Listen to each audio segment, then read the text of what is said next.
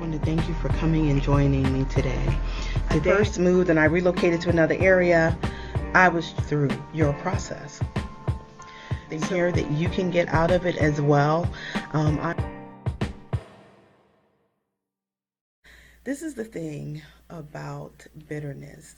And I already shared a lot in the last video, but when people become bitter, usually the focus is the other person, what they did wrong, what they said wrong, what happened that was wrong.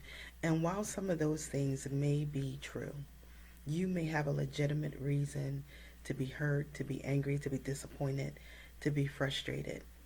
You just can't stay there in that place. And when we hold on to unforgiveness, a lot of times it keeps us in that place of just being bound and not being free. So what I want to talk about is, looking at the man or the woman in the mirror to help alleviate some of the bitterness. There were things that I knew for me personally that I had to own up to. I didn't feel like I handled every situation as maturely as I should have.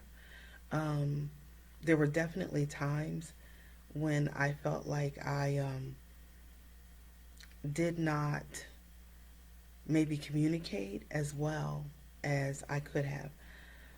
I definitely didn't communicate as well as I learned to afterwards, because there were certain things that I looked at and said, I want to do better in these areas.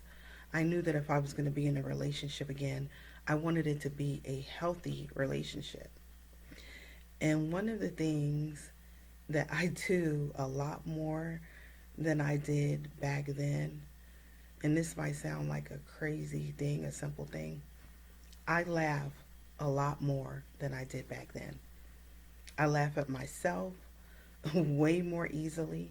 I don't take things as seriously as I used to.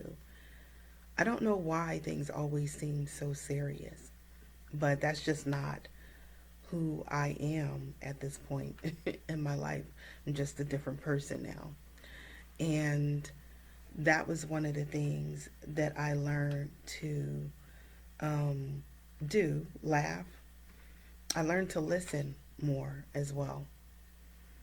Instead of, because sometimes, especially for me, like as a child, I wasn't really heard. I didn't really have a voice, and I grew up, at a time when, you were taught to be seen and not heard. And there were so many times I took things and could not defend myself.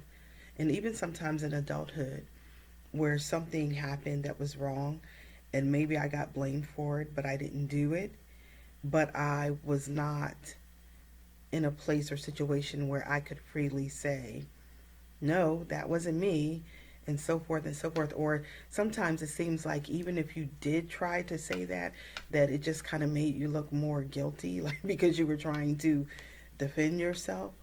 And so I learned to just be quiet and push some things down. But I would have this desire to want to express myself, and I don't think I always did that constructively. I mean, if we're going to be honest, let's just be honest. This is our safe space to do that. When we look back, there's certainly things that we can see that we did wrong or didn't do well. I used to tell myself often when I was in marriage, when I was married and in a marriage, I would tell myself that in a marriage, there's a lot of power. You have the power to make this person absolutely miserable, or you have the power to make them happy as what you can do. Not saying that the other person's happiness should be completely dependent upon you, but what I'm saying is you have power in that relationship. So you can either use it for good or evil.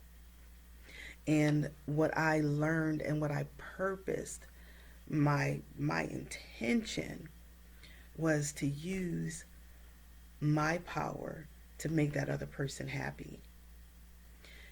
One thing that I knew early on is that I'm with this person because I love them and because I feel like there's nobody else in this world who can love them more than me at this point. That was my belief. Some people may disagree with that kind of thinking, but anyway, that was my belief. That's what I believed. That you're in my life, I'm in your life. We are choosing to be together. We are choosing to be married. So why not want to make that other person as happy as you can? So I did endeavor to do that.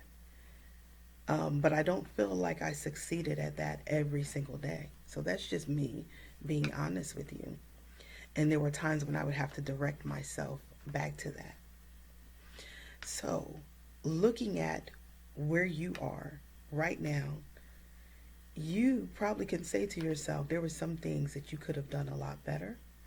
There were some things you could have done differently, and things you could have learned from and should be learning from. So, all I'm saying is, in order not to become bitter against other people, we have to take a look at ourselves and we have to own our stuff. We have to own it, you know. And that way we can grow and we can be better to move on to the next phase. So that's all I really want to say about bitterness. I don't believe in, you know, beating certain topics to death. But I want to share something positive with you because there's so much negativity out there in the world, online, and everything else. So you're at this place, you're still here, you're still alive. So you have a chance to get it right. You have a chance to get a do-over. So don't use that opportunity, wasting it on being bitter and angry about your past so that you can move on happily into your future. Thank you for coming and sharing this time with me. I hope you have a great day today. And I'm sending out much love and many hugs to you. And I want you to have a happy life and a better life. Take care. Bye-bye.